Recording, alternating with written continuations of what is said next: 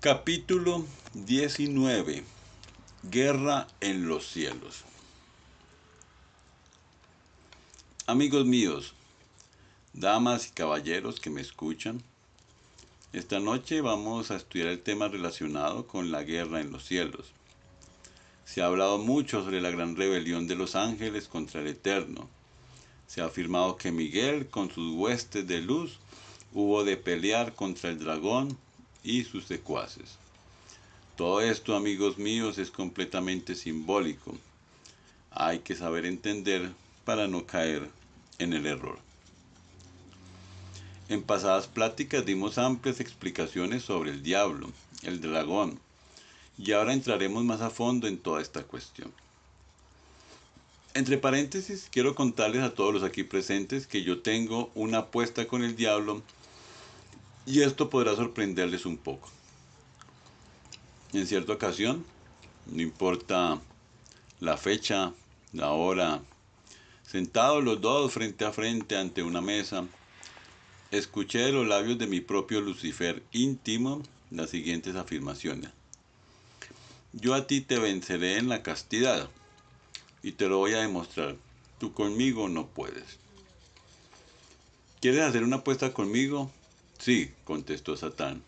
Estoy dispuesto a cazar la apuesta. ¿Por cuánto cazamos la apuesta? Por tanto, y está hecho. Me alejé de aquel personaje que no es más que la reflexión de mi propio logos íntimo, tratándole en verdad un poco mal. En nombre de la verdad, quiero decirles a ustedes, amigos míos, que hasta el momento actual estoy ganando la apuesta, pues el diablo conmigo no ha podido.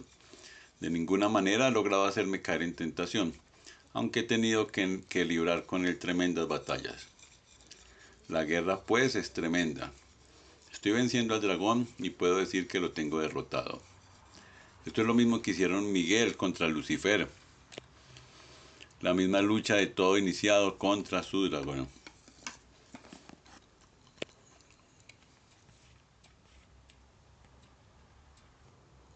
Así como Miguel venció a todos los ángeles rebeldes, así también cada uno de nosotros debe vencer y desintegrar a todos los yoes, diablos o agregados psíquicos que personifican nuestros errores.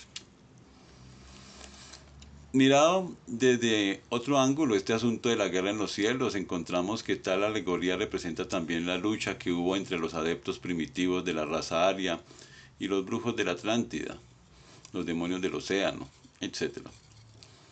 Es cuestionable que después de la sumersión de aquel viejo, es incuestionable que después de la sumersión de aquel viejo continente, los magos negros de la tierra antigua, tragada por las aguas, continuaron atacando incesantemente a los adeptos de la nueva raza, a la cual nosotros todos pertenecemos. La alegoría pues de la guerra en los cielos tiene variados significados. Puede simbolizar sucesos religiosos, astronómicos, geológicos y además posee un sentido cosmológico muy profundo. En la tierra sagrada de los Vedas se habla mucho de la batalla de Indra contra Vitra. Obviamente el resplandeciente dios Indra es llamado por los sabios Vitrahan por ser el matador del dragón, en la misma forma en que Miguel es el vencedor del mismo.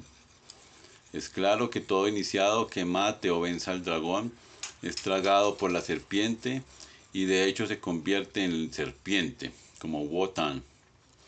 Sin embargo, las tentaciones sexuales suelen ser espantosas. Raros son aquellos que no caen en tentación. Satán, el dragón, Lucifer o como queramos llamarle, hace tremendos superesfuerzos para hacer caer en tentación al iniciado y es claro que casi todos fallan. Por eso es que es muy difícil conseguir gentes autorrealizadas. La debilidad de las personas se encuentra precisamente ahí, en el sexo. Y por muy fuertes que se sientan, la mayoría a la larga sucumben. Es pues eso de la guerra en el cielo algo terrible, casi imposible de describir con palabras. Las tentaciones sexuales no son cualquier cosa.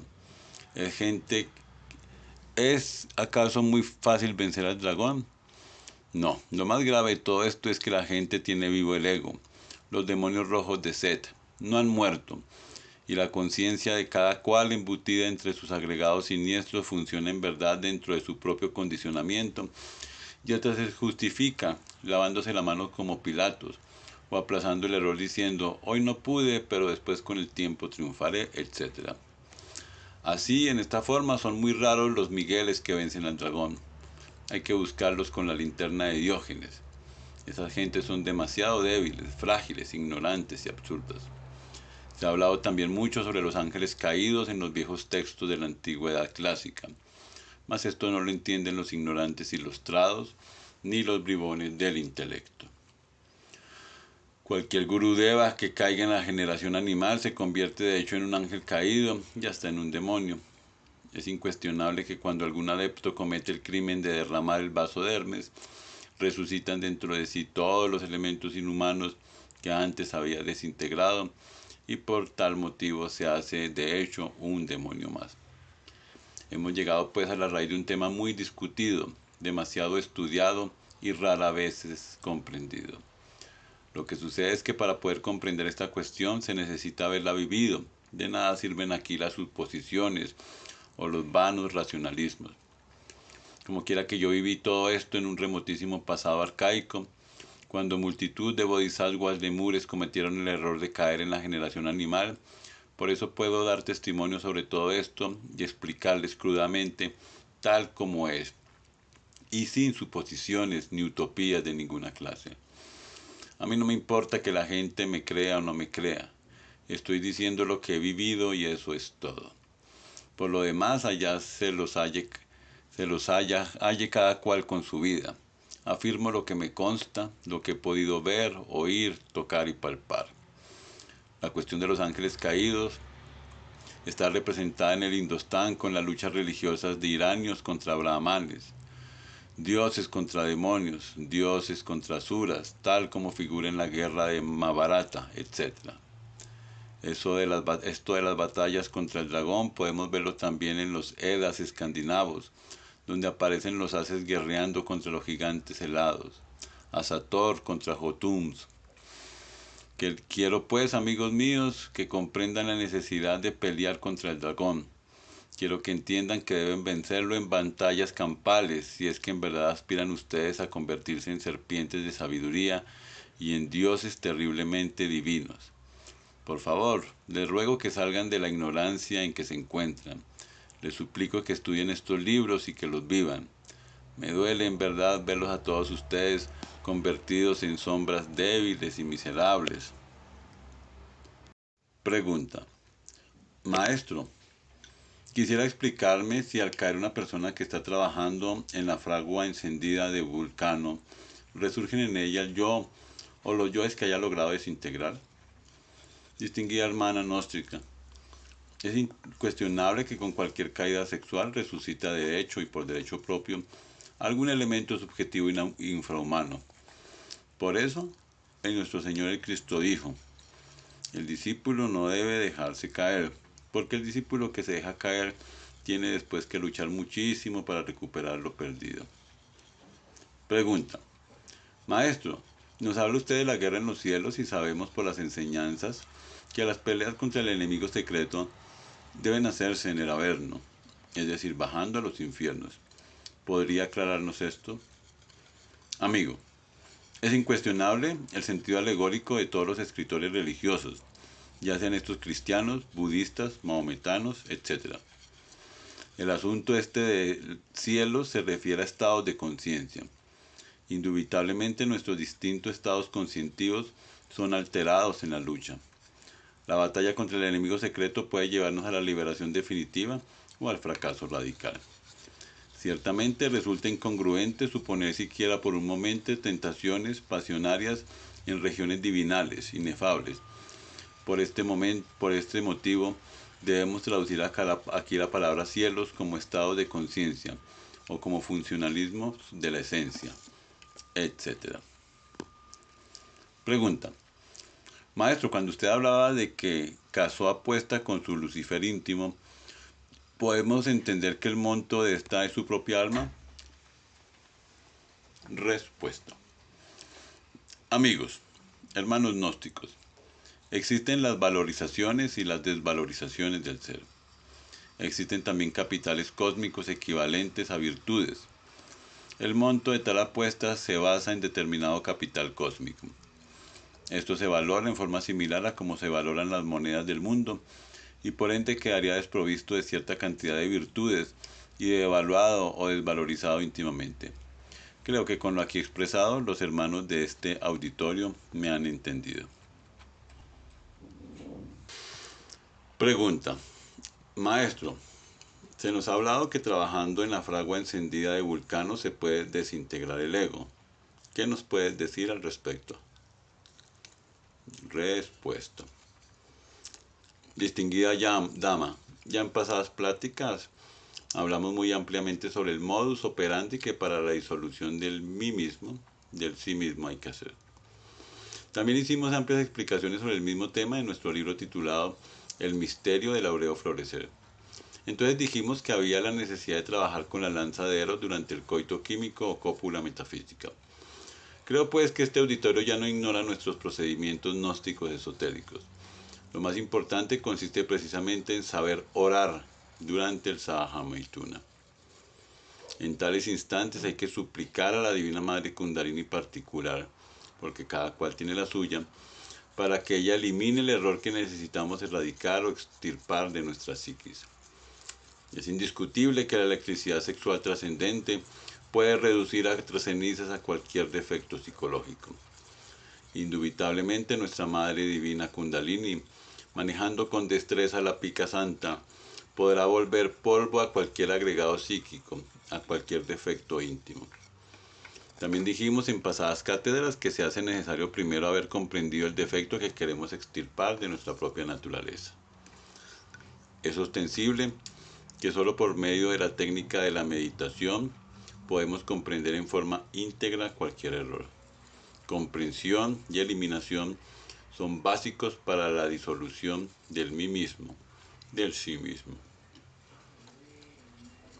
Pregunta.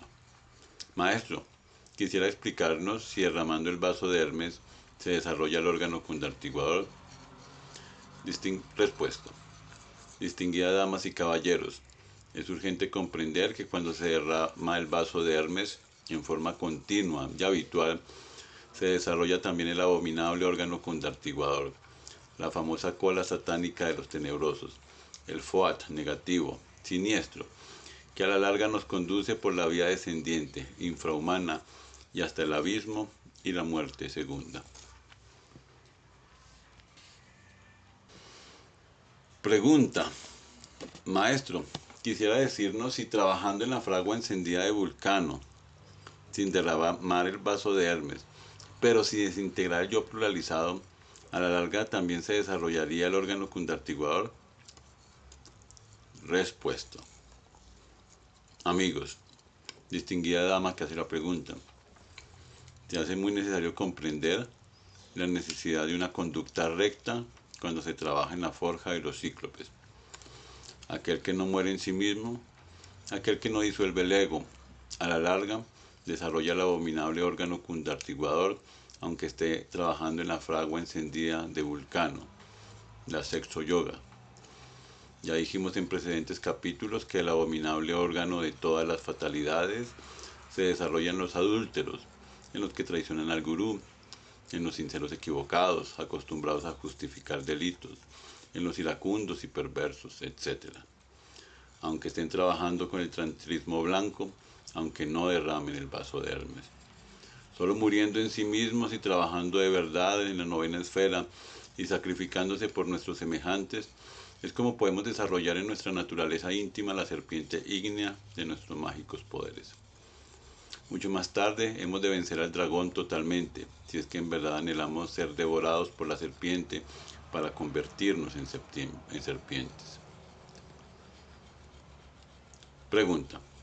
Maestro, la batalla que libró el arcángel Miguel contra el dragón y los ángeles rebeldes, debemos entender que lo hizo con la lanza de Longibus. Respuesta.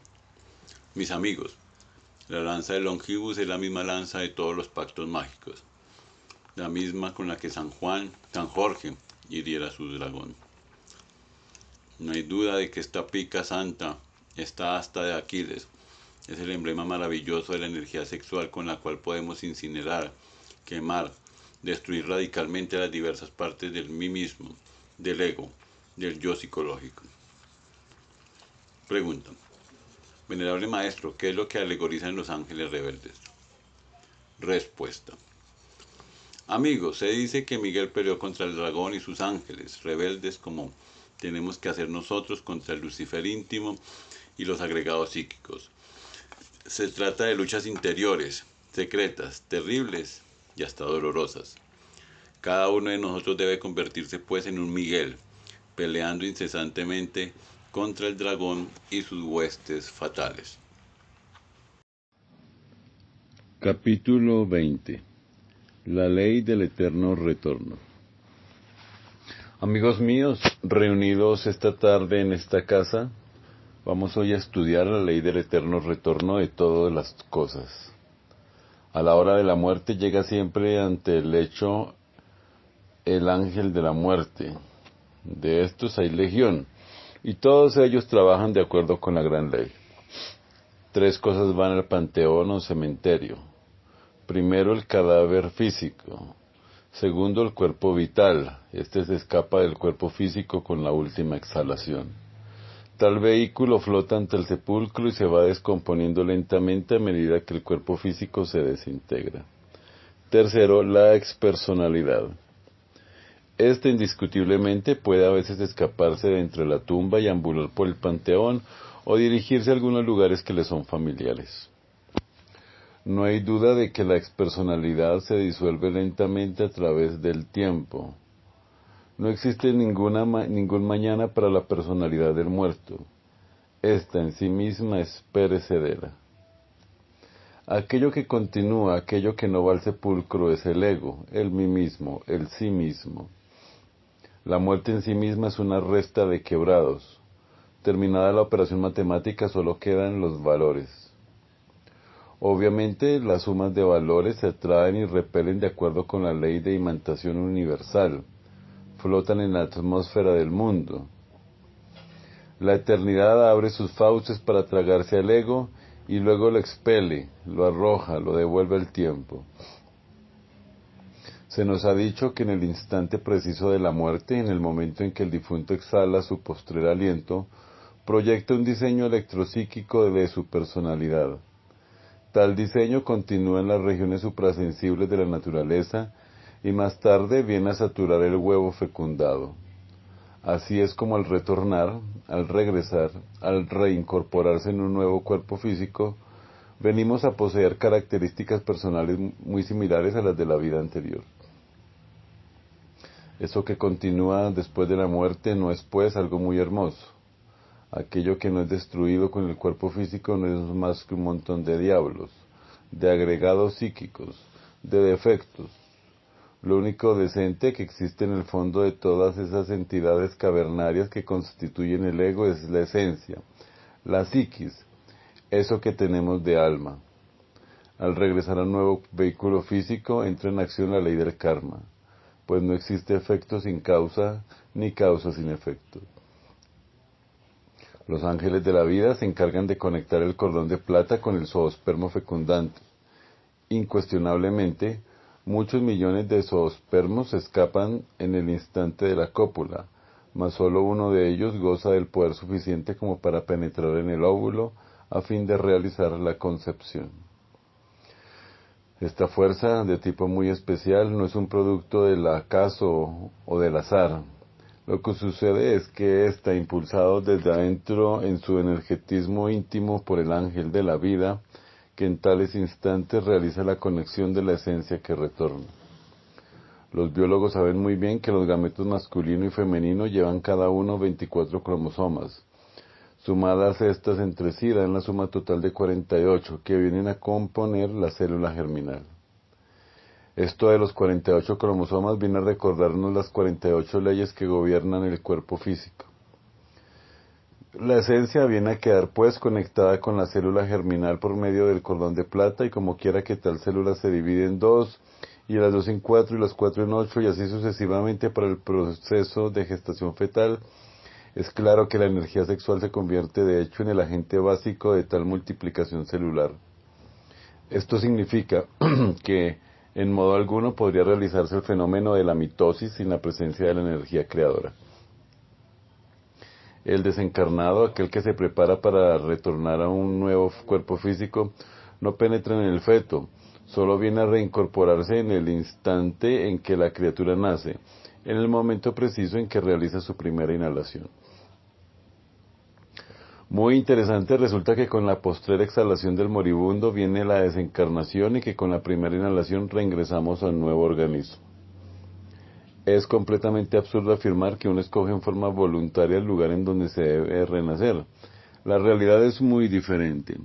Son precisamente los señores de la ley, los agentes del karma, quienes seleccionan para nosotros el sitio exacto, hogar, familia, nación, etc., donde debemos reincorporar, retornar.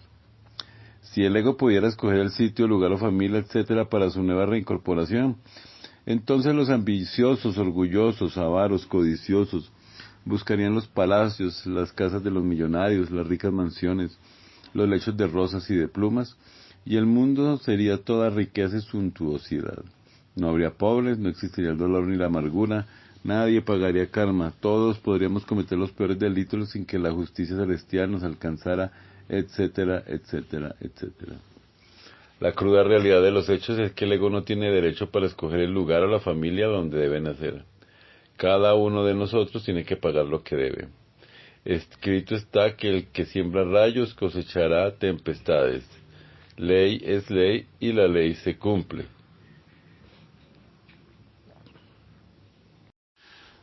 Es, pues, muy lamentable que tantos escritores famosos de la espiritualidad contemporánea afirmen en forma enfática que cada cual tiene derecho a escoger el sitio donde debe renacer. Lo que hay más allá del sepulcro es algo que solamente pueden conocer los hombres despiertos, aquellos que ya disolvieron el ego, la gente verdaderamente autoconsciente. En el mundo existen muchas teorías, ya de tipo espiritualizado o ya de tipo materializado, y la razón de los humanoides intelectuales da para todo. Lo mismo puede crear teorías espiritualizadas que materializadas.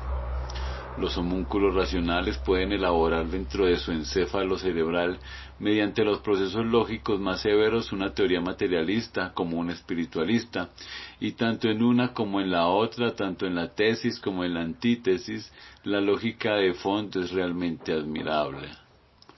Incuestionablemente la razón, con todos sus procesos lógicos como facultad de investigación, tiene un principio y un fin.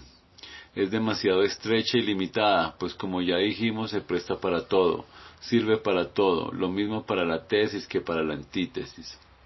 Ostensiblemente los procesos de cerebrización lógica no son por sí mismos convincentes.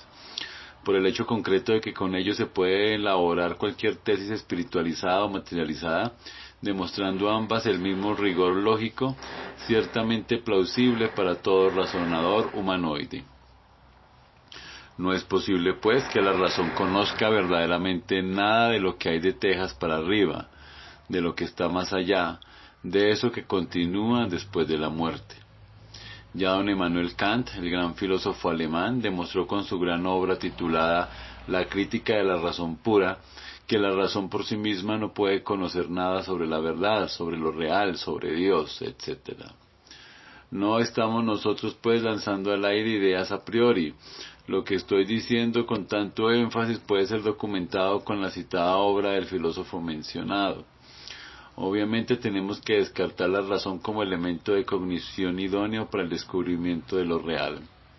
Archivados los procesos razonativos en esta cuestión de la metafísica práctica, sentaremos desde ahora mismo una base sólida para la verificación de eso que está más allá del tiempo, de aquello que continúa y que no puede ser destruido con la muerte del cuerpo físico. Estoy aseverando algo que me consta, algo que he experimentado en ausencia de la razón. No está de más recordar a este honorable auditorio que yo recuerdo todas mis vidas anteriores. En los antiguos tiempos, antes de la sumersión del continente Atlante, las gentes tenían desarrolladas esa facultad de ser conocida con el nombre de percepción instintiva de las verdades cósmicas. Después de la sumersión de ese antiguo continente, esa preciosa facultad entró en el ciclo involutivo descendente y se perdió totalmente. Es posible regenerar esa facultad mediante la disolución del ego. Logrado tal propósito, podremos verificar por sí mismos en forma autoconsciente la ley del eterno retorno de todas las cosas. Indubitablemente, la citada facultad del ser nos permite experimentar lo real, eso que continúa, lo que está más allá de la muerte, del cuerpo físico, etc.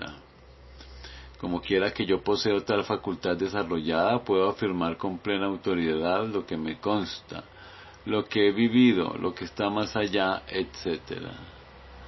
Hablando sinceramente y con el corazón en la mano, puedo decirles lo siguiente: los difuntos viven normalmente en el limbo, en la antesala del infierno, en la región de los muertos, astral inferior, región plenamente representada en todas esas grutas y cavernas subterráneas del mundo, que unidas o entrelazadas íntimamente forman un todo en su conjunto. Es lamentable el estado en que se encuentran los difuntos. Parecen sonámbulos, tienen la conciencia completamente dormida, ambulan por todas partes y creen firmemente que están vivos, ignoran su muerte. Después de la desencarnación, los tenderos continúan en sus tiendas, los borrachos en las cantinas, las prostitutas en los prostíbulos, etc. Sería imposible que gentes así, sonámbulos de esta clase, inconscientes, pudieran darse el lujo de escoger el sitio donde deben renacer. Lo más natural es que estos nazcan sin saber a qué hora ni cómo y mueran completamente inconscientes. Las sombras de los fallecidos son muchas. Cada desencarnado es un montón de sombras inconscientes, un montón de larvas que viven en el pasado, que no se dan cuenta del presente, que están embotelladas entre todos sus dogmas, en las cosas rancias del ayer, en las ocurrencias de los tiempos idos, en los afectos, en los sentimentalismos de familia, en los intereses egoístas, en las pasiones animales, en los vicios, etc.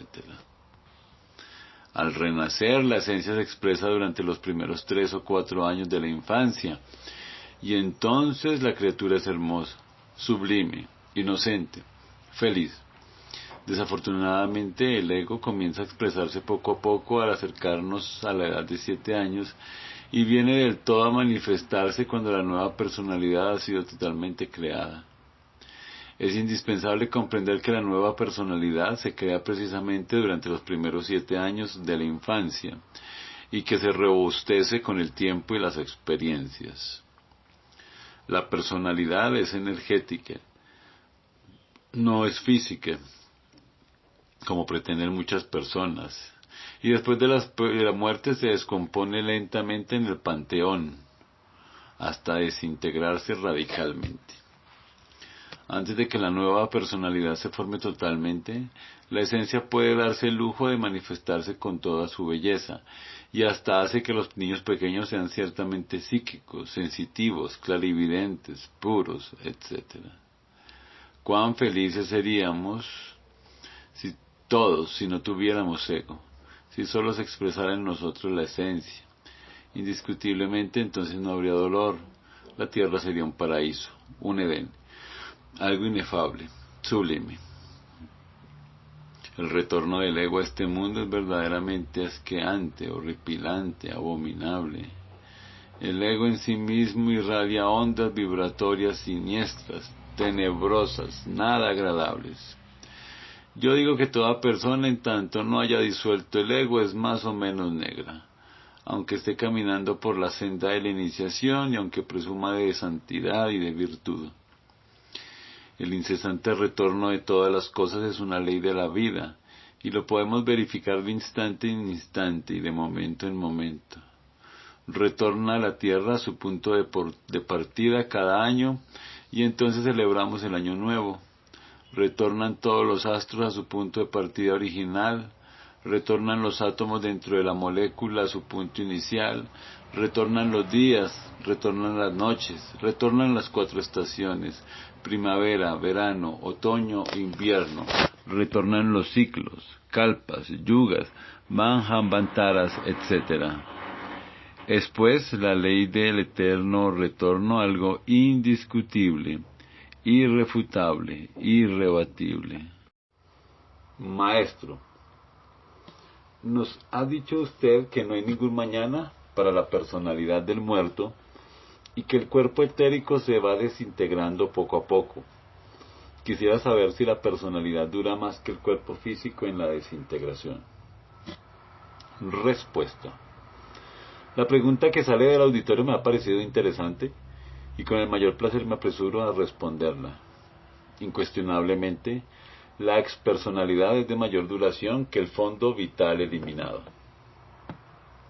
Quiero con esto afirmar que el cuerpo vital se va descomponiendo conforme el físico se va desintegrando en la sepultura. La personalidad es diferente. Como quiera que se vigoriza a través del tiempo con las distintas experiencias de la vida, obviamente dura más. Es una nota energética más firme. Suele resistir durante muchos años. No es exagerado en modo alguno afirmar que la personalidad descartada puede sobrevivir por siglos enteros. Resulta curioso contemplar a varias personalidades descartadas platicando entre sí. Estoy ya hablando ahora algo que a ustedes puede parecerles extraño. He podido contar hasta 10 personalidades descartadas correspondientes a un mismo dueño, es decir, a 10 retornos de un mismo ego. Las he visto en intercambio de opiniones subjetivas, reunidas entre sí por afinidad psíquica.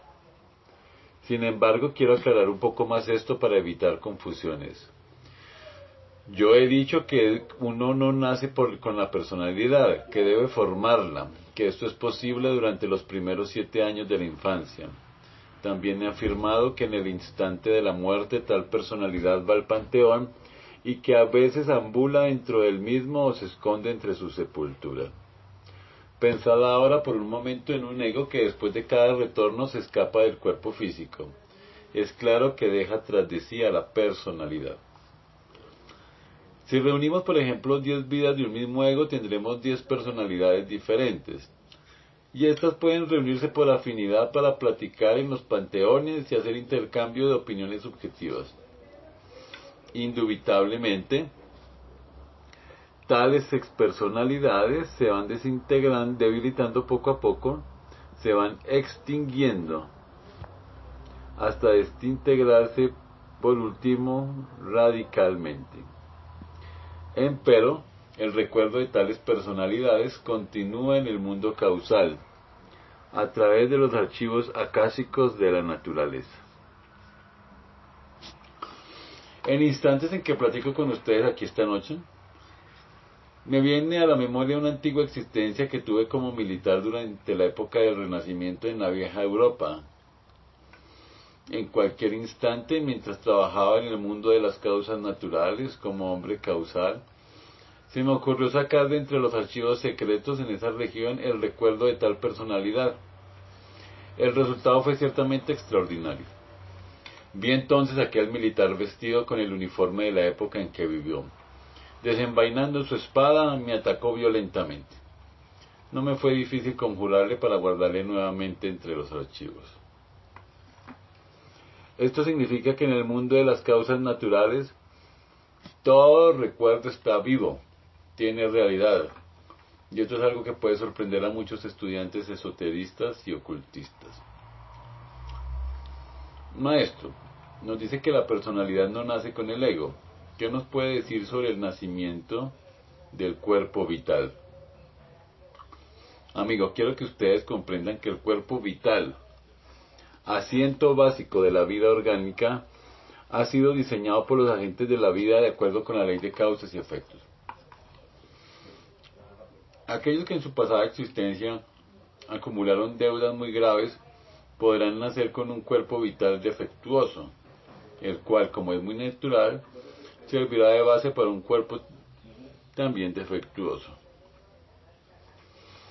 Los mentirosos pueden nacer con un cuerpo vital deformado, dando por resultado un vehículo físico monstruoso o enfermizo. Los viciosos podrán nacer con cuerpos vitales manifiestamente degenerados, lo cual dará base para cuerpos físicos también degenerados. Ejemplo: el abusador pasionario sexual a la larga puede nacer con un cuerpo vital indebidamente polarizado. Esto motivará un vehículo homosexual o una forma femenina lesbiana. Indudablemente, homosexuales y lesbianas son el resultado del abuso sexual en pasadas existencias. El alcohólico puede nacer con un cerebro vital anómalo, defectuoso, el cual podría servir de fundamento a un cerebro también defectuoso.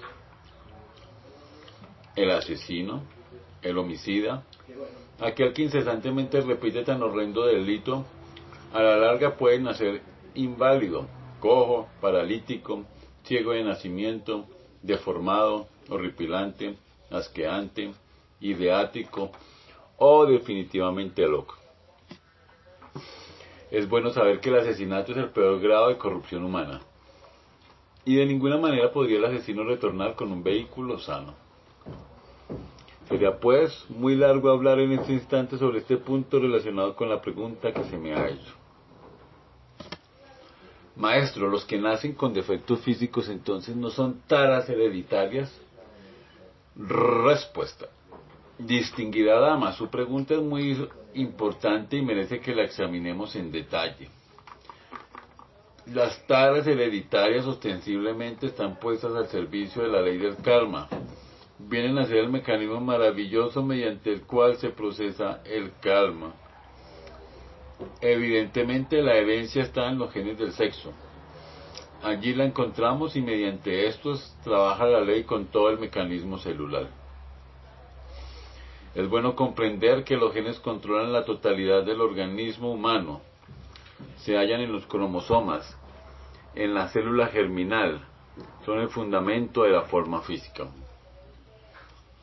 Cuando estos genes se encuentran en desorden, cuando no existe la formación natural legítima de ellos, indiscutiblemente originan un cuerpo defectuoso, y esto es algo que ya está demostrado.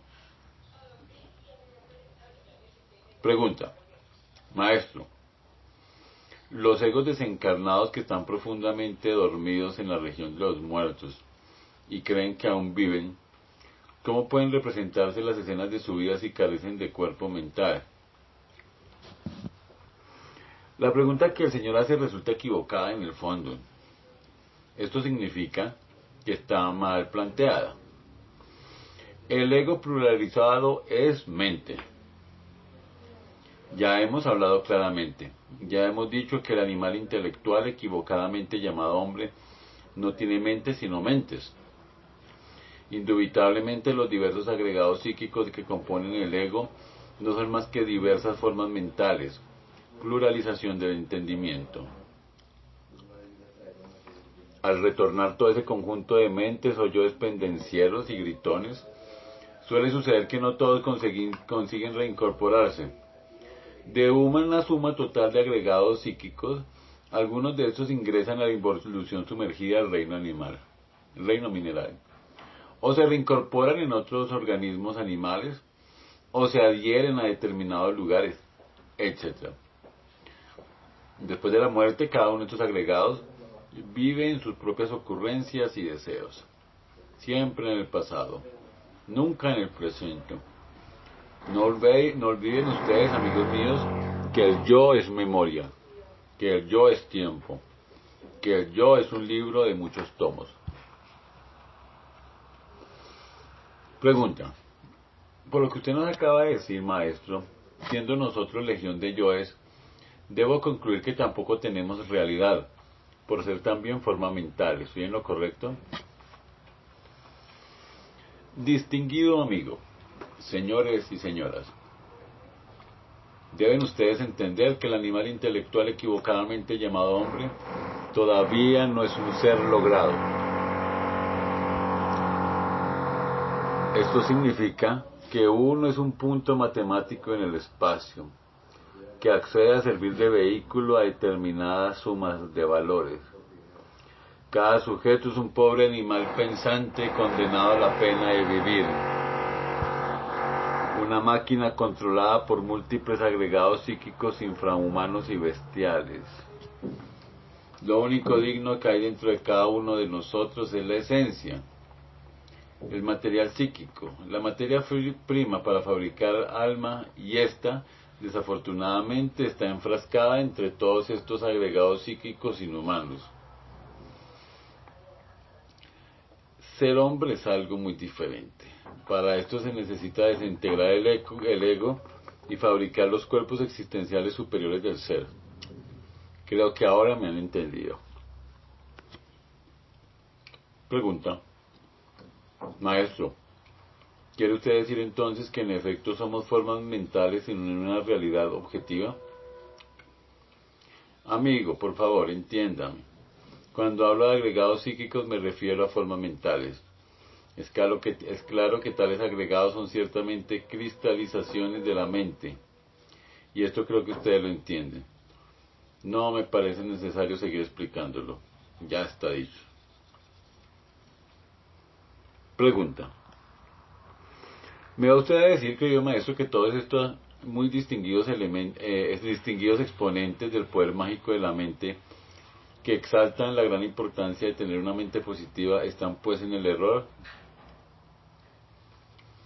Amigos, por estos tiempos del Kali Yuga, la edad de hierro, la gente se han dedicado al mentalismo, y por aquí, por allá y acullá, se encuentra uno en las librerías millares de libros hablando maravillas sobre el borrico de la mente. Lo interesante de todo esto es que Jesús, el gran Kabir, montó en el borrico, la mente, para entrar en la Jerusalén celestial en Domingo de Ramos. Así lo explican en los evangelios, así lo dicen, pero la gente crucifica a Jesús el Cristo y adora al burro. Así es la humanidad, mis caros hermanos. Así es esta época de tinieblas en que vivimos. ¿Qué es lo que quieren desarrollar los mentalistas? ¿La fuerza mental? ¿La fuerza del burro? Mejor sería que los comprensivos se montaran en este animal y lo domaran con el látigo de la voluntad. Así cambiarían las cosas y nos haríamos buenos cristianos, ¿verdad? ¿Qué es lo que quieren desarrollar los mentalistas? ¿La fuerza del ego mental? Mejor es que lo desintegren, que lo reduzcan a polvareda cósmica. Así resplandecería el espíritu en cada uno de nosotros. Desafortunadamente las gentes de estos tiempos ya no quieren nada con el espíritu. Ahora, hincados de rodillas, besan las patas del borrico, el asno, y en vez de purificarse se envilecen miserablemente. Si la gente supieran que no tienen cuerpo mental y que lo único que poseen es una suma de agregados psíquicos, asqueantes cristalizaciones mentales, y si en vez de fortificar y de robustecer a esos yoes bestiales lo desintegraran, entonces sí trabajarían para bien de sí mismos y para su propia felicidad. Empero, desarrollando la fuerza de la bestia, el poder siniestro del ego mental, lo único que consiguen es volverse cada día más tenebrosos, izquierdosos, abismales. Yo les digo a mis amigos, yo les digo a los hermanos del movimiento gnóstico, que reduzcan a las cenizas a su ego mental, que luchen incansablemente por libertarse de la mente. Así alcanzarán la bienaventuranza. Pregunta. ¿No se le hace, maestro, que una esencia sin ego daría por resultado una vida extremadamente aburrida en este planeta que es tan bello? Respuesta. Amigos, al ego le parece aburrida la existencia cuando no tiene lo que quiere. Sin embargo, ¿cuándo es que el ego está satisfecho? El ego es deseo, y el deseo a la larga se convierte en frustración, en cansancio, en hastío, y la vida se torna entonces aburridora. ¿Con qué derecho pues se atreve el ego a hablar contra el aburrimiento, cuando él mismo en el fondo se convierte en tedio, en amargura, en desilusión, en desencanto, en frustración, en aburrimiento? Si el ego no sabe lo que es plenitud, ¿cómo podría lanzar conceptos sobre la misma? Incuestionablemente, muerto el ego, reducido a ceniza, lo único que queda en nosotros es la esencia, la belleza, y de esta última deviene la felicidad, el amor, la plenitud. Lo que sucede es que los amantes del deseo, los que quieren satisfacciones pasionales, la gente superficial, piensan equivocadamente, suponen que sin el ego la vida sería terriblemente aburridora. Si esas gentes no tuvieran ego, pensarían en forma diferente. Serían felices y entonces exclamarían: la vida del ego es espantosamente aburridora. ¿Creéis acaso, amigos, que es muy delicioso retornar incesantemente a este valle de amargura para llorar y sufrir continuamente? Es necesario eliminar el ego para libertarnos de la rueda del samsara. Capítulo 21. La reencarnación. Amigos míos, reunidos ahora vamos a estudiar la ley de la reencarnación. Espero que todos vosotros saquéis el mayor provecho de estas pláticas. Es urgente que, en conjunto, tratemos de comprender en forma íntegra lo que es esta gran ley. Ciertamente la palabra reencarnación es muy exigente. Recordemos las 10 reencarnaciones de Vishnu, el Cristo cósmico. Krishna, el gran avatar hindú, nacido unos 1000 años antes de Cristo, jamás dijo que todos los animales intelectuales que pueblan la faz de la tierra se reencarnarán. Él afirmó en forma enfática que solo los budas, los grandes dioses, los devas, los reyes divinos, etc. se reencarnan. Entrando nosotros en forma más detallada al estudio de la ley de la reencarnación, podemos decir con entera claridad que no es posible la reencarnación de aquellos que no poseen una individualidad sagrada. Incuestionablemente, solo los individuos sagrados se reencarnan, y por ello en el Tíbet secreto se celebraron siempre las reencarnaciones humanas con grandes fiestas religiosas. En nombre de la verdad, quiero afirmar claramente y sin ambajes la cruda realidad de lo que únicamente se hace posible la reencarnación o reincorporación de las almas cuando se posee el embrión áureo o la flor áurea. Analizando esta cuestión con gran detenimiento, venimos a entender que tal embrión debe ser fabricado en forma deliberada a base de trabajos conscientes y padecimientos voluntarios. Dentro del terreno meramente retrospectivo, descubrimos el origen de todos esos elementos infrahumanos entre los cuales está enfrascado el material psíquico o materia prima, mediante la cual es posible elaborar la flor áurea, el embrión áureo. Ya sabemos, porque así lo hemos explicado aquí en otras pláticas, que en un remoto pasado la humanidad desarrolló en su organismo el abominable órgano cundartiguador, la cola satánica. Cuando la humanidad perdió tal órgano, quedaron en los 5 cilindros de la máquina orgánica, mente, emoción, movimiento, instinto y sexo, las malas consecuencias del citado órgano. Indubitablemente, estos pésimos resultados vinieron a construir una especie de segunda naturaleza subjetiva e inhumana que todos los animales racionales cargan dentro. Es incuestionable que entre esa doble naturaleza quedó enfrascada la esencia, la materia prima con la cual debemos elaborar el embrión áureo. Disolver tales agregados subjetivos e infrahumanos es vital cuando se trata seriamente de elaborar la flor áurea. En otros términos, cuando los pésimos resultados del abominable órgano cundartiguador no se habían desarrollado específicamente, fue posible apelar al factor íntimo que origina los impulsos de la fe, la esperanza y el amor para motivar la fuerza o fuerzas que podrán desintegrar elementos subjetivos incipientes. Desafortunadamente, aquel básico factor de tales impulsos citados pasó por diversos procesos degenerativos debido al desarrollo exorbitante de las malas consecuencias del abominable órgano cundartiguador. Es ciertamente doloroso que aquel factor originador de los íntimos impulsos relacionados con la fe, la esperanza y el amor se hubiera degenerado radicalmente.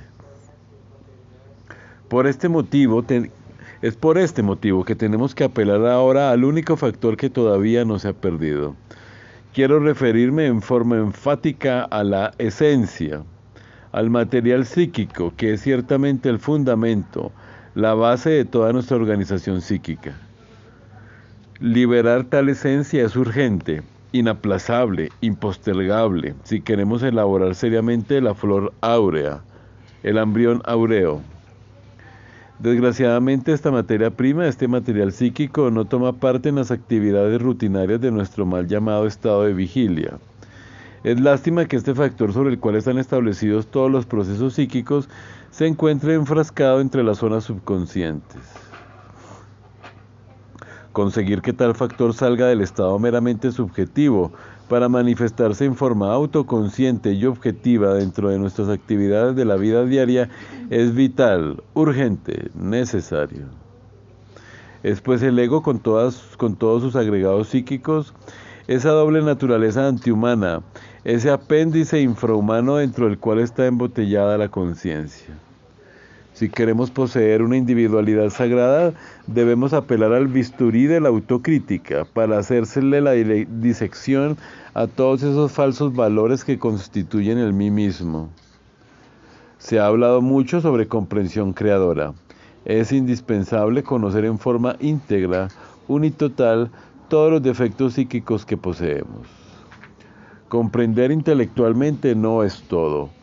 Es indiscutible e irrefutable que cualquier defecto psicológico se procesa en 49 niveles subconscientes e infraconscientes y hasta inconscientes.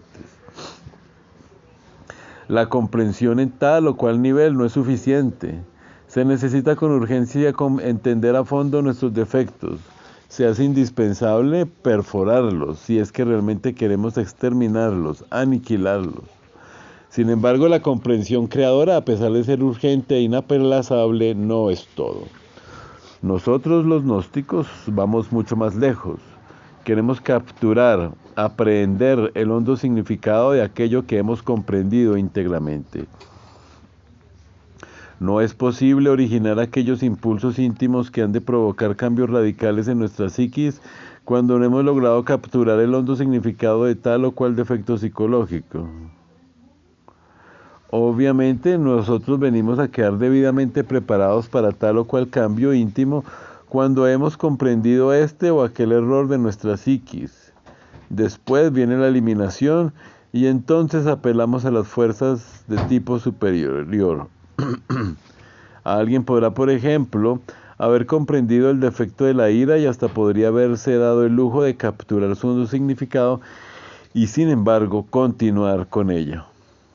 Eliminar es diferente, porque la mente puede provocar diversos modos de la acción, puede rotular los defectos, pasarlos de un departamento a otro del entendimiento, pero no puede alterarlos fundamentalmente. Necesitamos apelar a un poder superior a la mente si es que queremos extirpar defectos. Afortunadamente tal poder existe. Quiero referirme ahora al fuego serpentino, a ese fuego sagrado que se desarrolla normalmente en el cuerpo de la zeta. Si dicho poder ígneo pudo en el pasado dividir a los hermafroditas divinos en sexos opuestos, es ostensible que también pueda extirpar de nuestra psiquis los elementos inhumanos que, como apéndices, constituyen en nosotros una doble naturaleza izquierda, siniestra, terriblemente perversa. Ya dijimos en nuestra obra titulada El misterio del áureo florecer que con los primeros porcentajes de esencia liberada se formaba la perla seminal. Ya afirmamos en tal obra que a medida que los distintos elementos subjetivos del hombre mismo se reducen a polvareda cósmica, la perla seminal se desarrollaba convirtiéndose en embrión áureo, en la flor áurea. He ahí el misterio del áureo florecer. El modus operandi lo he explicado demasiado, tanto en estas pláticas como en mis pasados libros. Entonces dije que debemos aprender a dirigir ese fuego serpentino o rayo del Kundalini contra tales o cuales agregados inhumanos a fin de pulverizarlos con el propósito de libertar la esencia. Expliqué que, precisamente en la fragua encendida de Vulcano, teníamos la oportunidad de trabajar con la lanza de Aquiles. Solo con el asta santa, emblema maravilloso de la electricidad sexual trascendente, podemos desintegrar defectos de tipo psicológico. Quien posea el embrión áureo, quien lo haya elaborado mediante trabajos deliberados y mortificaciones conscientes, tiene derecho a reencarnarse. Es evidente que la flor áurea nos confiere la individualidad sagrada. Es indudable que el embrión áureo viene a establecer en nosotros un completo equilibrio entre lo espiritual y lo material. Aquellos que todavía no poseen tal embrión retornan, regresan, se reincorporan en nuevos organismos, pero no se reencarnan. Distíngase pues entre reencarnación y retorno. Raros son los que se reencarnan, millones son los que retornan. Pregunta: Maestro, ¿pudiera usted por favor indicarnos cuándo se desarrolló en la humanidad el órgano cundartiguador y con qué propósito? Con el mayor placer voy a dar respuesta a la pregunta que nuestra hermana secretaria nos formula. Durante la época del continente Mu o Lemuria, situado, como ya dijimos en pasadas pláticas, en el Océano Pacífico, fue necesario el desarrollo de tal órgano con el propósito de dar estabilidad a la corteza geológica de la Tierra.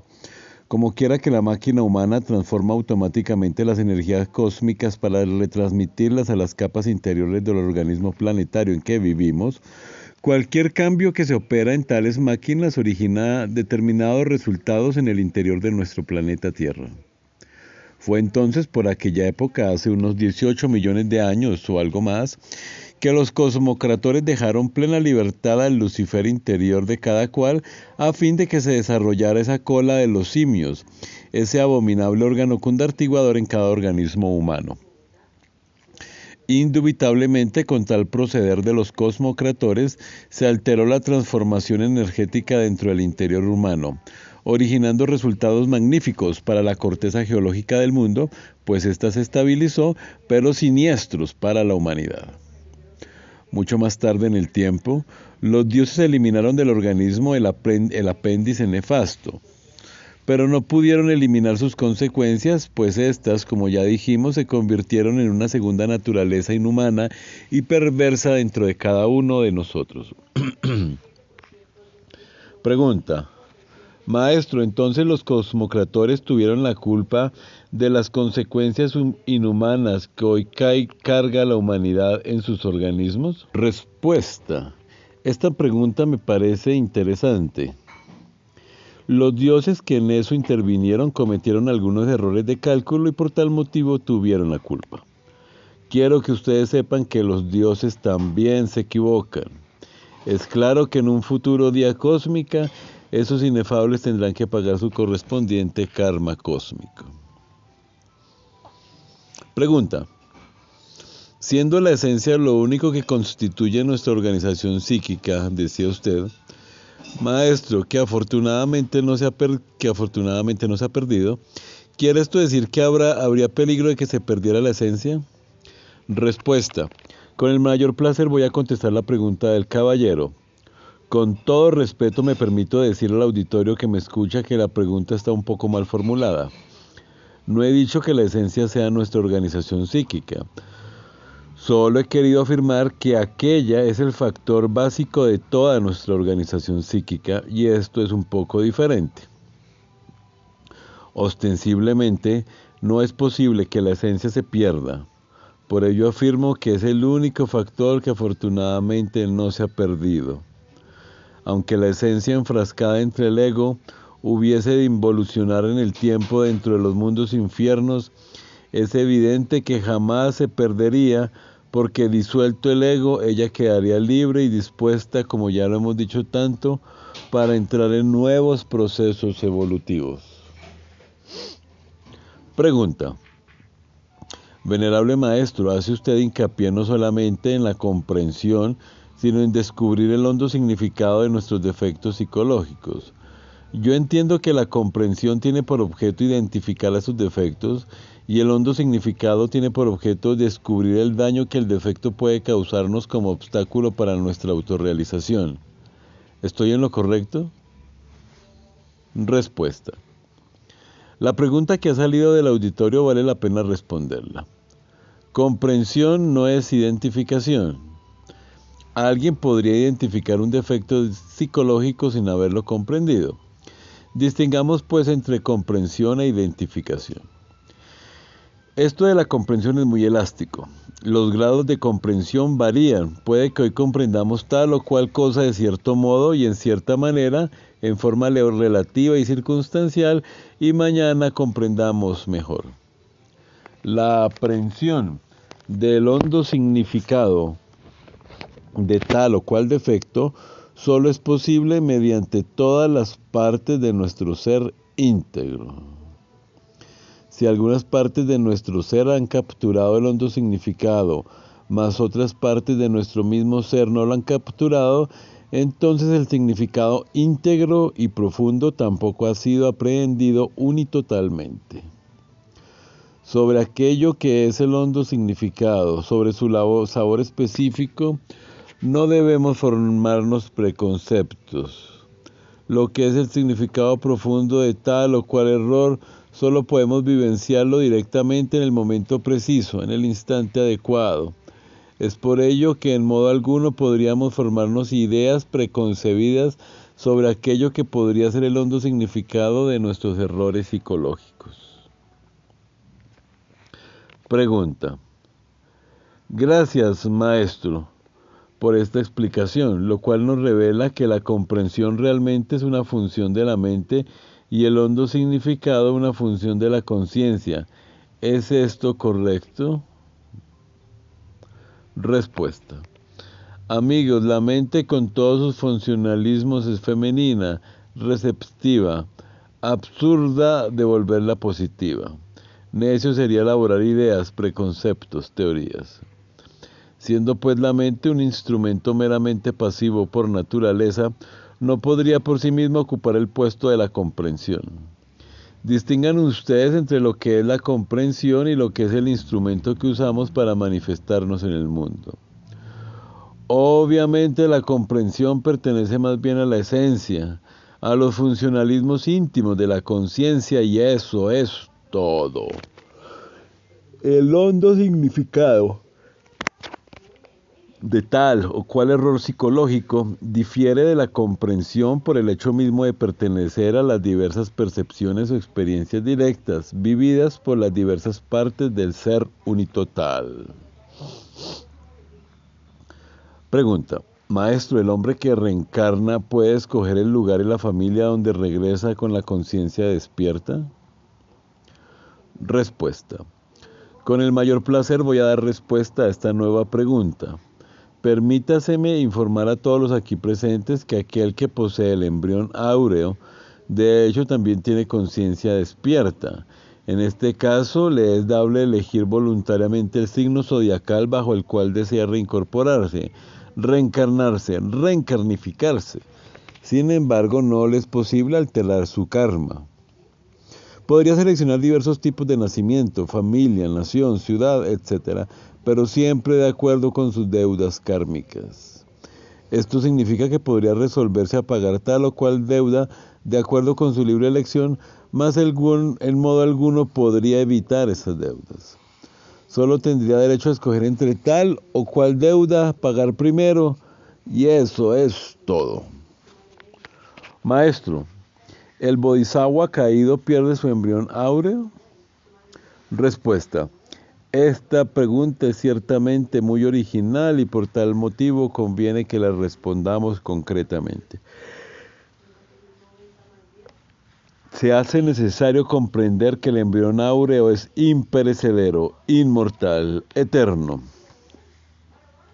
Así pues, el bodhisattva caído puede aniquilarse en la novena esfera, pasar por el proceso de la destrucción de los cuerpos existenciales superiores del ser.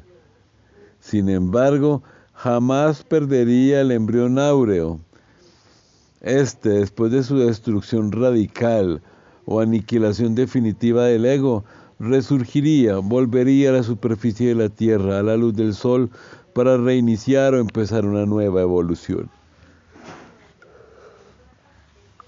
Pregunta. Maestro, ¿al bodhisattva caído se le duerme la conciencia? Respuesta. Distinguidos amigos, es claro que al caerse un bodhisattva, resucitan en él las malas consecuencias del abominable órgano condartiguador, y entonces el embrión áureo, la conciencia, viene a quedar indiscutiblemente embotellada entre tales factores infrahumanos. El resultado es que la conciencia, en este caso, pierde un buen porcentaje de su lucidez habitual, aunque no se duerme radicalmente. Pregunta: Maestro, ¿el hombre que ha adquirido la individualidad sagrada carece totalmente de deseos? Respuesta: Amigo, si alguien ha disuelto el ego, si se ha desegoistizado, indiscutiblemente se ha individualizado, pero deseo es algo más profundo. ¿Podría cualquiera de los aquí presentes eliminar el yo radicalmente y adquirir por tal motivo la individualidad sagrada y sin embargo continuar con el deseo? Esto parece verdaderamente paradójico, contradictorio y hasta absurdo, pero debemos analizarlo un poco. Amigos, el tiempo reclama muchas cosas. Aniquiladas las malas consecuencias del abominable órgano condartiguador, quedan las cintas teleoginoras. Estas últimas pueden conservarse plenamente en los mundos suprasensibles durante todo el periodo terrestre si es que uno no se ha preocupado por desintegrarlas, aniquilarlas, reducirlas a polvareda cósmica. Obviamente tales cintas, a modo de películas vivientes, corresponden ciertamente a todas las escenas del deseo y a todos los actos lujuriosos de esta y de todas nuestras vidas anteriores. Y si no se desintegran radicalmente, tampoco se logran el 100% de conciencia objetiva, porque dentro de aquellas está enfrascada parte de la conciencia. Evidentemente, desintegrar tales cintas es un trabajo de orden superior, que sólo pueden realizarse con el hacha de doble filo que figuraba en los tiempos antiguos en el centro de todo laberinto sagrado, símbolo que muy pocos han comprendido y sobre el cual se ha escrito en algunas obras pseudoesoteristas y pseudoocultistas en forma más o menos equivocada. En todo caso, la electricidad sexual trascendente debe también reducir a polvo a las cintas teleoginoras. Ya van viendo ustedes, mis queridos amigos, cuán difícil es poderle dar a la conciencia plena lucidez y objetividad. Es lamentable que la esencia esté tan enfrascada dentro de tan variados elementos subjetivos e infrahumanos. Desgraciadamente, muchos creen que esto de despertar conciencia es cosa fácil, y me escriben constantemente quejándose porque todavía no salen en cuerpo astral, protestando porque después de algunos meses todavía no tienen poderes, exigiendo de inmediato la capacidad para vivir en forma lúcida y plena fuera del cuerpo físico, etc. Por lo común, los que se inician en nuestros estudios andan en busca de poderes y cuando no se transforman en individuos omnipotentes de inmediato, entonces buscan el camino subjetivo del espiritismo o se afilian a diversas escuelas de esoterismo subjetivo, de psique subjetiva, con el propósito de conseguir instantáneamente las codiciadas facultades psíquicas. Objetividad plena implica destrucción radical de todo lo inhumano que cargamos dentro, aniquilación de átomos subconscientes, muerte absoluta de la doble naturaleza infrahumana, pulverización radical de todos los recuerdos del deseo. Así pues, queridos amigos, que cualquiera pueda haber logrado la individualidad sagrada sin que por ello todavía esté completamente libre del proceso del deseo. Destruir las cintas teleoginoras y algunos otros principios que más tarde mencionaré significa extirpar de nuestra psiquis hasta los más ínfimos deseos. Pregunta: Maestro, ¿vale la pena ejercer el derecho de reencarnar una vez que éste se ha adquirido? Respuesta: Distinguidos caballeros y damas que me escuchan, toda ilusión le es permitida a las almas reencarnantes. Sin embargo, es preferible exclamar con Jesús: Padre mío, si es posible, pasa de mí este cáliz, mas no se haga mi voluntad, sino la tuya.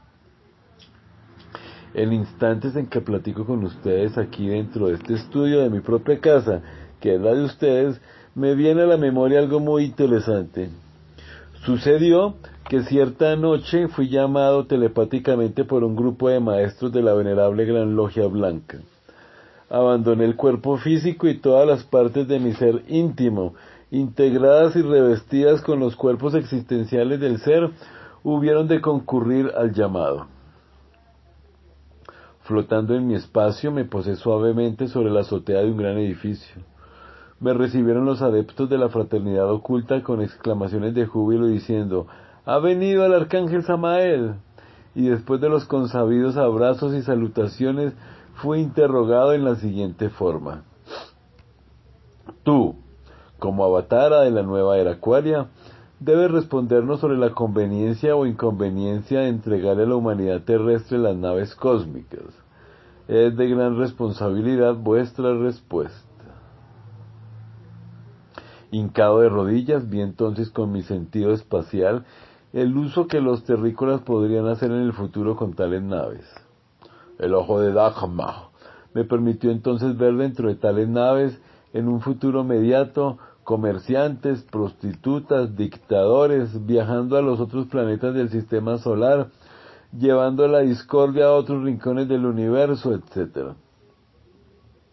Sintiendo en esos momentos la responsabilidad que pesaba sobre mis hombros, me dirigí a mi padre que está en secreto diciendo: «Padre mío, si es posible, pasa de mí este cáliz, mas no se haga mi voluntad, sino la tuya».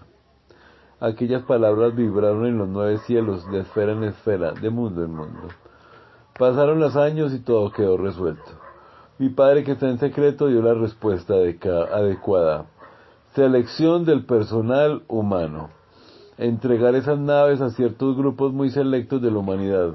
No está de más decir que a nuestros amigos que ya ciertos grupos humanos aislados poseen esa clase de vehículos espaciales.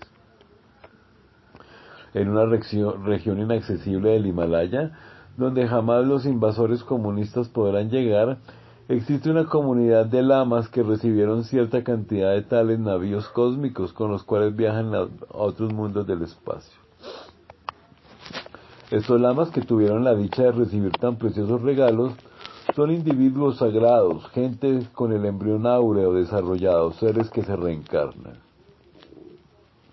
Así pues, amigos míos, nosotros debemos hacer siempre la voluntad del Padre, jamás la nuestra. Quienes se reencarnan pueden escoger, de acuerdo con la ley del karma, las condiciones de vida que quieran, sin salirse, claro está, de la ley kármica. Mas es preferible que nuestro Padre que está en secreto escoja para nosotros lo más conveniente. Pregunta: Maestro, se nos ha dicho que los dioses también se equivocan. ¿Quién sería entonces el que no se equivoca? Respuesta: amigos, esta pregunta me parece verdaderamente importante y vamos a darle su conveniente respuesta. Ruego atención a todo el auditorio. Solo el Padre que está en secreto no se equivoca. Él es infalible, omnisciente y omnipotente. Por ello es que insisto en la necesidad de hacer la voluntad del Padre tanto en los cielos como en la tierra. Cuando uno se olvida de su Padre que está en secreto, comete errores. Mejor es consultar y dejar todo en manos del Padre. Pregunta: Maestro, ¿cuál es la diferencia entre el embrión áureo y la conciencia? Amigos, no existe diferencia alguna entre el embrión áureo y la conciencia, porque aquel es la misma esencia organizada, la misma conciencia objetivizada, liberada radicalmente de todo proceso subconsciente. Pregunta: Maestro, dice la maestra HPB, Elena Petronila Blavatsky, que la única manera de no sufrir en este mundo es dejar de reencarnar. ¿Qué nos puede usted decir al respecto? Quiero que ustedes sepan, caballeros, que la felicidad absoluta solamente se consigue cuando uno tiene a Dios adentro. Podría uno vivir en el nirvana, en el mundo de la felicidad, mas si no tiene a Dios adentro, no sería feliz. Podría uno dejar de reencarnarse y si no tiene a Dios adentro, tampoco sería feliz. Aunque uno viviera en una mazmorra inmunda, en medio de las desgracias más terribles, o estar en los mismos mundos infiernos, teniendo a Dios adentro, sería infinitamente feliz. No está de más recordarles a ustedes, amigos míos, que ahí en los mundos infiernos viven algunos maestros de compasión trabajando por los decididamente perdidos, ayudando, auxiliando, pero como tienen a Dios adentro, son felices.